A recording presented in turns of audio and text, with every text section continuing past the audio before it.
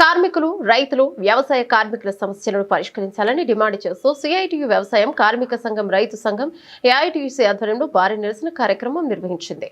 Markapuram RDO కార్యాలయం నుంచి కార్మిక, రైతు సంఘాల నాయకులు, కార్యకర్తలు ర్యాలీగా బయలుదేరి కోర్టు సెంటర్ కు చేరుకుని రాస్తారోకో నిర్వహించారు. అనంతరం పోలీసులు నిరసనకారులను అరెస్ట్ చేసి సొంత పూచికత్తుపై విడుదల చేశారు. సందర్భంగా సిఐటియు జిల్లా ప్రధాన కార్యదర్శి డికేఎం రఫీ, వ్యవసాయ కార్మిక సంఘం జిల్లా ప్రధాన కార్యదర్శి గుమ్మ బాలనాగయ్య మాట్లాడుతూ క్విట్ ఇండియా ఉద్యమ స్ఫూర్తితో జైల్ భరో కార్యక్రమాన్ని నిర్వహిస్తున్నట్లు తెలిపారు. ప్రస్తుత ధరలకు అనుగుణంగా ప్రతి రంగంలోని కార్మికుడికి కనీస వేతనం 31,000 చెల్లించాలని డిమాండ్ చేశారు. తక్షణమే 12వ పీఆర్సీని ప్రకటించి బకాయి ఉన్న 6 డిఏలను చెల్లించాలని కోరారు. రైతుల పంటలకు గిట్టుబాటు ధరను చట్టబద్ధం చేయాలని, ఆత్మహత్య చేసుకున్న రైతుల కుటుంబాలకు 25 లక్షల పరిహారం అందించాలని డిమాండ్ చేశారు.